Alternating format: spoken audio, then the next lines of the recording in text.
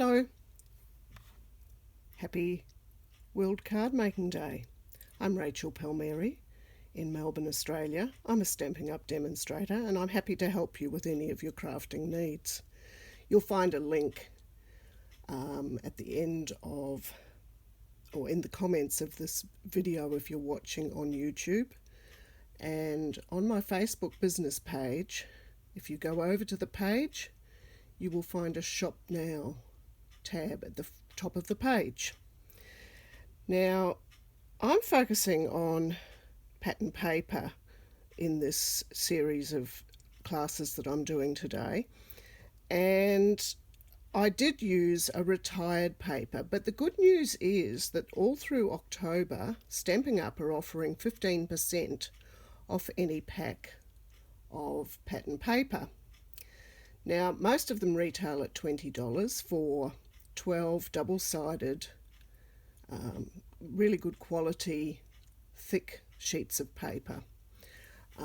Most of them are 12 by 12. We have a number that are only 6 by 6, but you get extra in the packet if that's the case. I believe it's 48. And you just get a great variety of patterns in the packs. If you don't like one side, you're bound to like the other. And I picked this one because I gave quarter packs to my customers who bought in August, and I thought that it was a good way to focus on using different colours with Forever Fern. So this is card 2 in my series that I'm providing today. Now, Forever Fern comes as a bundle, and although I'm not using any dies on this particular one, when you purchase, if you happen to have a die cutting machine, you get 10% discount if you purchase the bundle, which is a different code to buying them individually, and your discount is taken off immediately. They come with some dies that only cut the card, but you'll see later in later cards, they're worthwhile having, and these cut out stamped outlines such as the ones that are on my card here. So my first card, we actually did some die cutting, and I showed a little trick using the Stamparatus, which I will show again later in videos when we need to do some more die cutting. These are going to be released at half-hour intervals today, maybe an hour if my video goes too long, as I'm making them prior to the day. We can work that all out.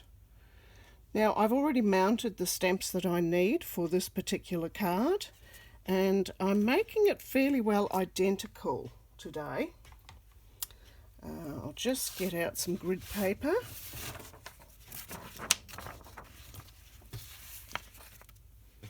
And move things around a bit.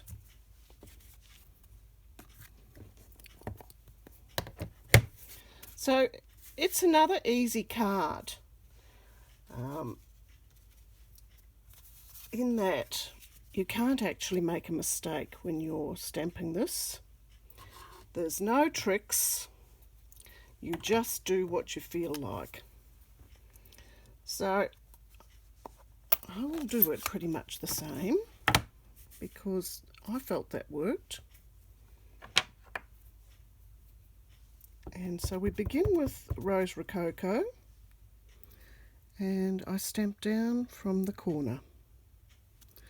Now I go down to the bottom, and I'm not even inking up again. We do another stamp, and we've got a different shade. Now,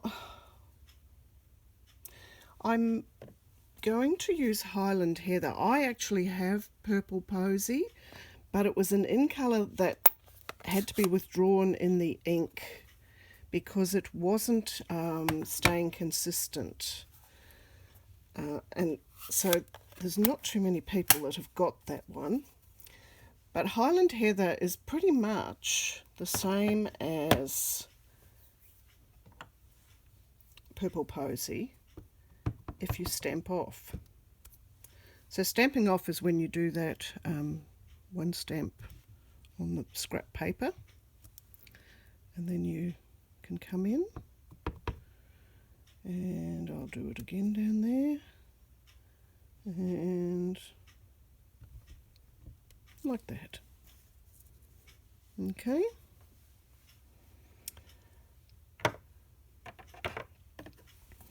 I also used Flirty Flamingo. Now I seem to be maybe not spacing them as far today. This is another of my favourite leaves. It's just so pretty. Actually, this whole stamp set is gorgeous. Now, I think maybe in the original I might have stamped off, but I'm not going to worry about that. I think that's fine.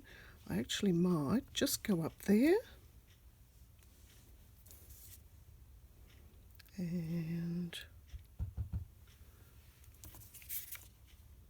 a little gap there. Now to bring in some of the Seaside Spray, I'm going to use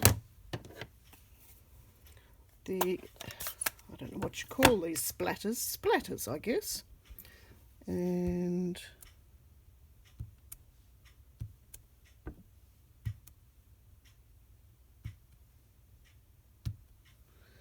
that's that.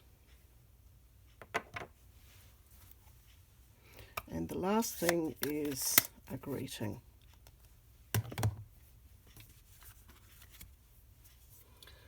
So I went with hello last time. I can't see why we won't go with hello again. It's nice and neat, fits the spot. Now I'm going to try and get it nice and straight by lining up with the grid. I have got a remedy if it all goes wrong.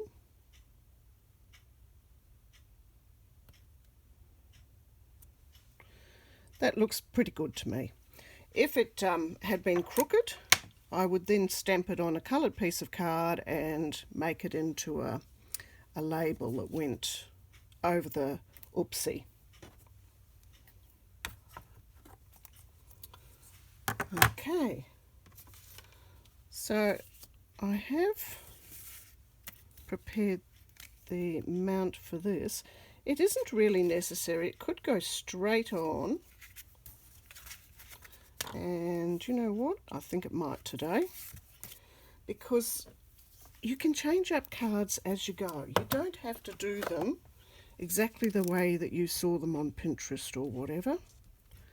And even when you're making your own, unless you do it, they have to be exactly the same for a swap or something like that. Every time you make them, you can change something. So I could have chosen a different paper, but you might have heard me explain in the last video that when I bought the pack, I really should have bought 2 packs, and I should have bought an extra pack of the lovely embellishments too, the faceted accents. They were on clearance at the time and very reasonable.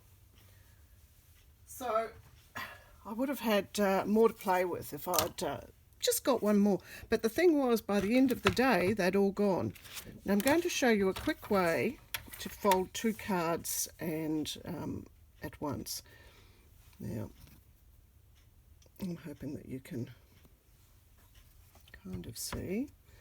I put it to 10.6, which is half of a piece of A4 card, which is what we use in Australia. And I score down the middle, and then I take it to 14.5. Now, most people in Australia would take it to 14.8 because that would be half of the sheet of card. I prefer to keep my measurements in centimetres and half centimetres because I'm mathematically challenged. And so I measure everything at 14 point and 10 and this is 14 and just because I don't want to cut a strip off the right hand side, a tiny little 1 centimetre strip, I can do the 10.6 for the fold.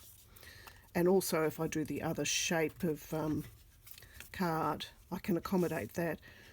But anyway, I'm waffling on too much. So now you have another one and it's just slightly longer. So you put it in at 14.5 and there you go. Now these pieces can be used on cards for decoration, and I frequently do, but perhaps not with crumb cake so much. Yesterday I did use it as a backing for a piece of DSP. Not yesterday, last video. And so that is fine. I'm just pointing out, I actually have uses for these pieces that I cut off. I don't waste them. See, that's another nice piece of paper there. Could have been lovely, just stamped with leaves itself.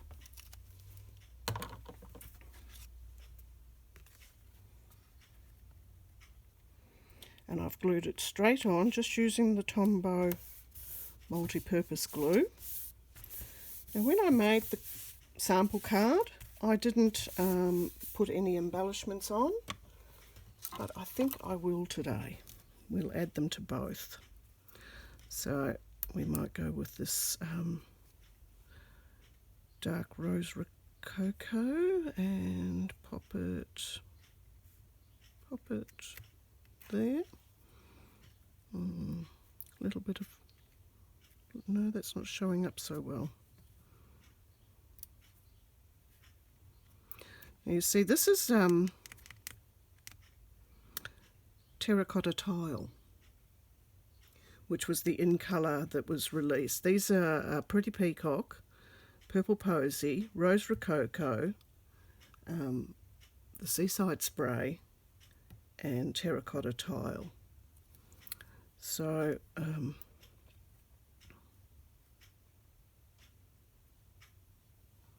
there. So that's that one.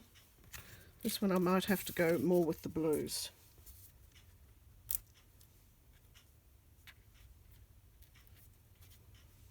Perhaps I can use that Rose Rococo there and put that blue up there. Look, it just gives it a little something. Alright, so that is card number 2.